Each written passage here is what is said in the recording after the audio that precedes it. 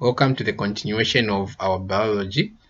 So we're going to take a look at a topic called homeostasis. So this is very short. It's going to be delivered in a single video. So what is homeostasis? Homeostasis is defined as the maintenance of a constant internal environment. Constant means not changing. Internal environment is the inner environment for living things. So I'm talking about plants, I'm talking about animals. Okay, so that's what we're going to study. How do animals have a non-changing internal environment? So by non-changing, I mean the temperature inside should be the same. Okay, it shouldn't be high, it shouldn't be low. The levels of water, the levels of glucose, and the likes. So homeostasis can be broken down into three parts. So these are thermoregulation, which is the regulation of body temperature or the controlling of body temperature. The body temperature shouldn't be too high and it shouldn't be too low. The second one is called osmoregulation, which is the regulation of the amount of water in body fluids. So the amount of water in body fluids shouldn't be high and shouldn't be low.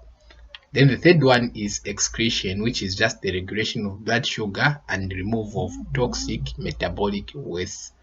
So some of the concepts we have already discussed them. For example, if we talk about excretion, when we look at the removal of toxic metabolic waste, an example is carbon dioxide. We discussed during respiration how the lungs do that job to make sure that carbon dioxide is removed from the body. We also talked about how the kidney makes sure that excess water and salts is removed from the body. Okay, so most of the concepts we have discussed them. So in this part, we're just going to take a look at thermoregulation and the control of blood sugar level. We start with thermoregulation. So thermoregulation is just the maintenance of a constant body temperature.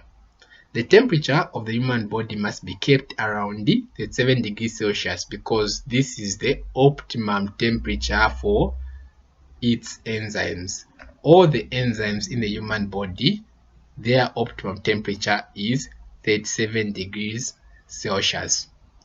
For those ones who are in my class in biology, during test 2 there was a question that came. This question was taken from a past paper. So the question was asking, why should the body temperature of a person be checked if that person is sick? The reason is so that we see if the enzymes are active in the body, because if the temperature is too low, enzyme activity is going to be reduced. That might be that might contribute to that person feeling unwell, or maybe certain body parts which are supposed to defend the body won't be operating at their optimum. The temperature shouldn't be high because enzymes can be denatured. So that's the concept. So in summary, if the temperature goes lower than 7 degrees Celsius, the enzyme becomes less active, and if the temperature is too high, the enzymes become denatured. So the important question is, how does the body make sure that the temperature is around 37 degrees Celsius? So one thing we should know is, where does the heat come from? So body heat is normally generated by metabolic reactions in the liver and through shivering in the muscles. When it's cold, the reason why you shiver is so that there's temperature being generated in your body, so that the temperature outside your body does not decrease the temperature inside the body. Okay, so we shiver so that we feel warm.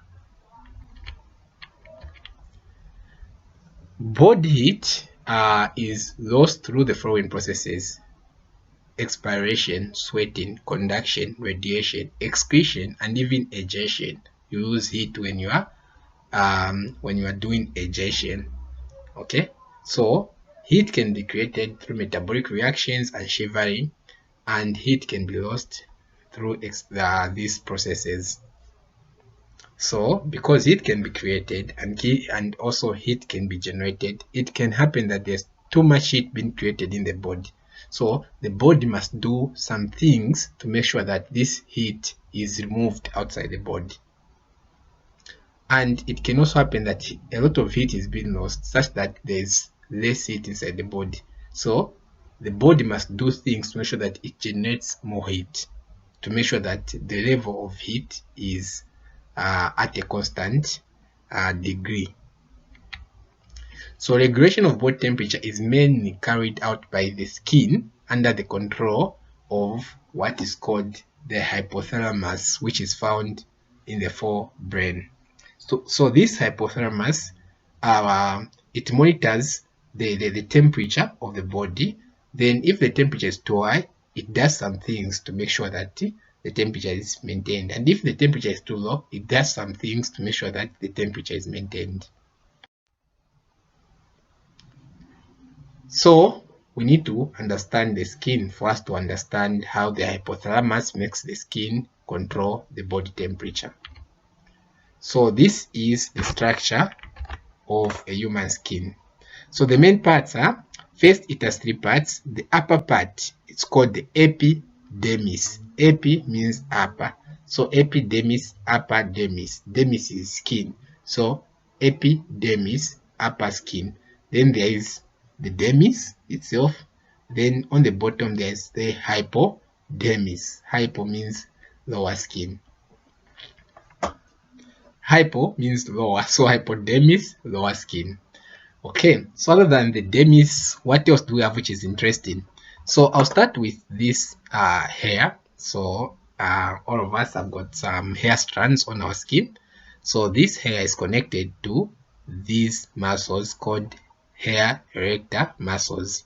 So these muscles, the way they work is when they contract, it means when they shorten, they are going to pull this part this side, and this is going to stand. Okay, and when they relax, like in this state, then this is going to be like this, it will fall. Okay, so other than that, the other interesting part are these. So this is called the sweat pore, where sweat comes out from the skin. Then the sweat pore is connected to the sweat duct, which goes to this part, which is called the sweat gland. So the sweat gland is the one that generates sweat. The sweat gland is connected to the blood vessels. These two are blood vessels. Okay. Other than that, another interesting feature, of course, we have the nerves, which if someone, for example, pinches you, this one is going to detect the pain and it will take to the brain. Even when the temperature of the external environment is hot, this is going to detect. If it's cold, it's going to detect. Okay. Then on the bottom here, there is what is called the adipose tissue. Okay, so the adipose tissue is made of fats. So these are the main parts of the skin. So what happens when the temperature of the external environment is too low? What happens? So one of the things that can happen is the hair erector muscles are going to contract, they're going to shorten, making this hair strand to stand. So if a lot of these are in the standing position, they are going to trap hair.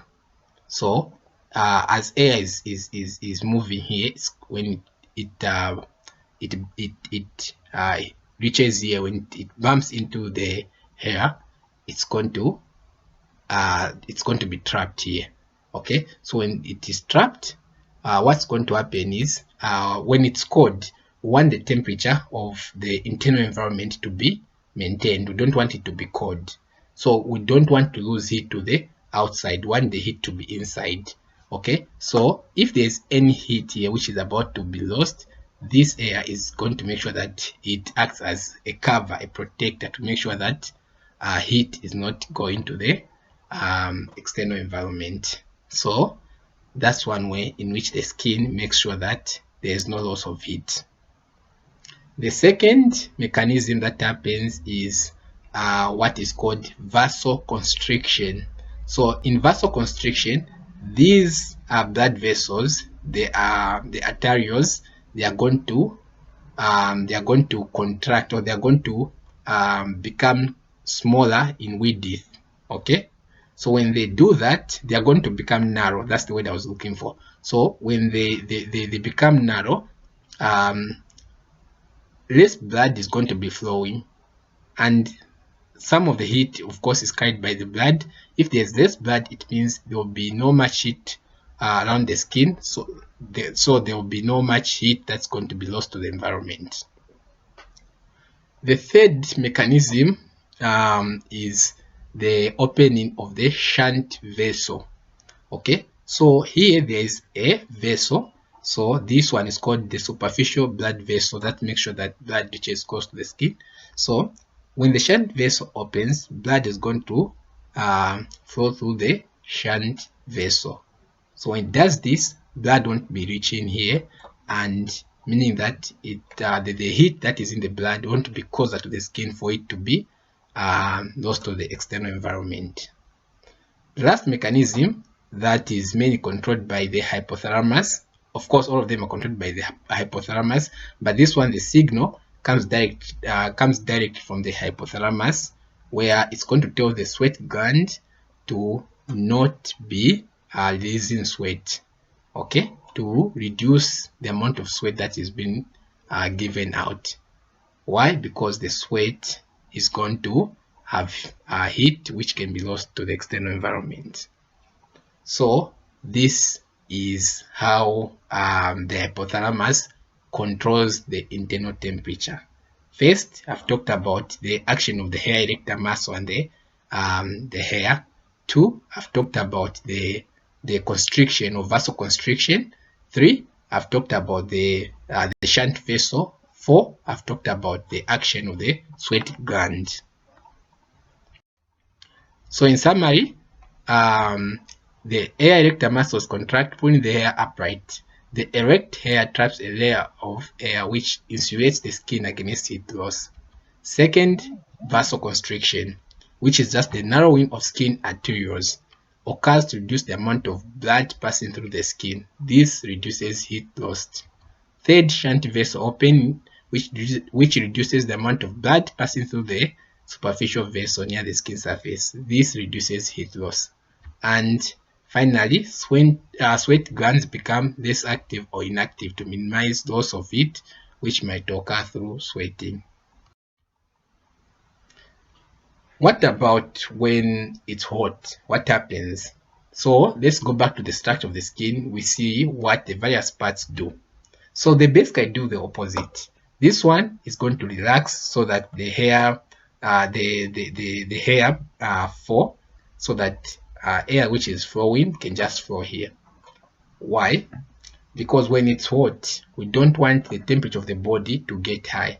We want it to be at 37 degrees Celsius. So when it's hot, and if wind is blowing here, it's going to be carrying excess heat away from the skin. Okay. Second, we can talk about what is called vasodilation, which is the widening of the arterioles. So the arterioles are going to widen so that more blood flows to the skin, so that more heat is lost through the blood that is flowing through the skin.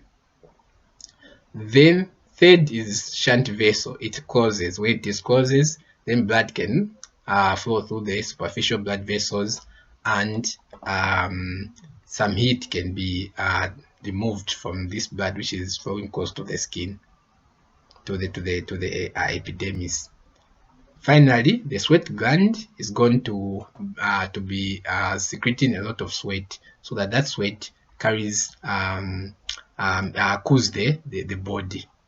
Okay, so that the temperature of the body does not increase because of the heat that is being lost through the sweat.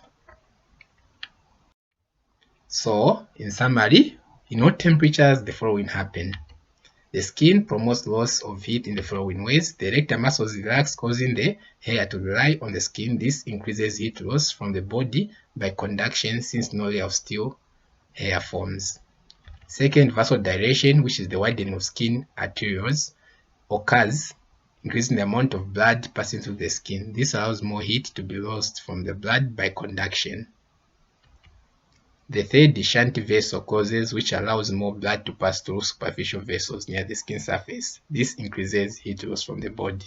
And finally, sweat glands become more active and produce more sweat. The water in sweat absorbs heat from the body in order to evaporate, thereby cooling the body. So this is a very good explanation than the one that I had given earlier on how sweat makes the body temperature at a constant level. It does that by the sweat, when it evaporates, it takes with it the heat, or it makes sure that, because for evaporation to occur, heat is needed. So the heat is used to absorb to evaporate the sweat. Then in the process, the heat is used and it is removed from the body. So now that we're done with vasodilation, vasoconstriction, and all the events that make sure that the temperature of the body is at a constant temperature, we finish this topic by studying blood sugar regulation. So the term blood sugar refers to glucose. Remember, the common name for glucose is blood sugar. The maintenance of constant glucose levels in blood is carried out by the pancreas, just like the way the maintenance of a constant body temperature is carried out by the hypothalamus. The pancreas makes sure that there is a constant glucose level in the body. So the pancreas is made of cells which are called islets of Langerhans, which produces hormones involved in blood sugar regulations. So these cells are of two types. They are what are called alpha cells and beta cells. So each type of a cell produces a specific hormone. Alpha cells produce a hormone called glucagon, while beta cells secrete a hormone called insulin. So these alpha cells and beta cells, they make sure that, depending on the levels of glucose in the body, glucagon or insulin can be secreted to make sure that some events happen to control the sugar levels. So what happens when glucose levels are too high in blood? So this can happen from, maybe you're from having your breakfast, tea with bread. So these have high glucose level. So after that, what happens? How does the body make sure that your blood doesn't have a lot of glucose, which can end up being dangerous? So the pancreas secretes insulin, which lowers the level of glucose in the following ways. One, this insulin causes the cells of the liver and muscles to convert excess glucose to glycogen, which is stored in the liver and muscles. This concept, we discussed it. Excess glucose, in what form is it stored in animals? The answer is glycogen. You remember, those especially who are in my classes, I emphasized on this. Okay, so insulin is the wizard behind the curtain. It's the one that makes sure that the glucose is converted to glycogen. Okay, so it makes sure that the cells of the liver do their job by converting excess glucose to glycogen. But the amount of glycogen that the body can store is limited. Okay, so if you have a lot of glucose, not all of it is going to be converted to glycogen. Okay, so part of it is going to be converted to glycogen. So when the storage level is full, that is, if we convert all the glucose to the amount of glycogen that the body can store, what happens to the remaining glucose? Okay, so to answer that, we go to the next point, which says it causes the cells of the adipose tissue to convert excess glucose to fats.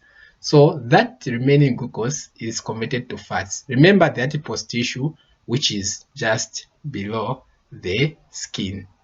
Okay, so that is made of fats. Part of those fats come from excess glucose that has been converted to fats. It also enables body cells to absorb and use glucose from the blood. So if body cells are not using the glucose from the blood, insulin is going to make sure that that glucose is used. Now, if you don't have insulin, or if your pancreas is not secreting insulin, or maybe it is able to secrete insulin but it's not secreting enough insulin, you may end up having a disease called diabetes mellitus. So what are some signs and symptoms of diabetes mellitus? First, you have high level of glucose in your blood, a condition called hyperglycemia. Glucose is going to be present in your urine. Glucose is not supposed to be in your urine. Glucose is removed in the kidney. Glucose is going to be removed from the urine in the kidney, so that your urine can only have excess salt and excess water. But if there's glucose, it means you have diabetes. There's just too much glucose in your body, such that somehow it is being thrown outside the body via urine. There's also persistent thirst leading to excessive intake of water, because your body is going to appear to be a solution that is highly concentrated with glucose. So you need to take a lot of water so as to dilute that glucose. There's going to be drastic loss of weight. Why? Why is there going to be drastic loss of weight? Maybe because the excess glucose is not being converted to fat, which is going to become part of the adipose tissue that makes you look plump. There is also loss of sensation in some body parts. So what happens when glucose levels are too low in blood? Insulin goes to sleep. It's glucagon that comes on scene. So the pancreas secretes glucagon, which is going to do the following jobs. First, it's going to cause the cells of the liver and muscles to convert that glycogen, which is stored glucose, back to glucose. Second, remember, insulin can change glucose into fats. So glucagon does the opposite. It causes fat to be changed into glucose, but it may also cause proteins to be modified so that they are used for energy production. Proteins are not supposed to be used for energy production. So for someone who's not having a balanced diet, who is not having glucose in the body, okay, so the glucagon can start getting the fat, which is the material that makes up their tissues, and the glucagon can start getting the protein, which is the material that makes up their tissues, and convert it to glucose so that it is used for energy production, which is wrong. So this is everything about homeostasis. I hope you have enjoyed and you've picked a thing or two. And this should be simple, because these are the things that happen in our body. Even when you're writing an exam, they ask you to explain how the body temperature is maintained during times of coldness.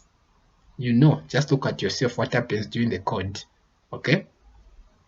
So this marks the end of the topic. Happy solving.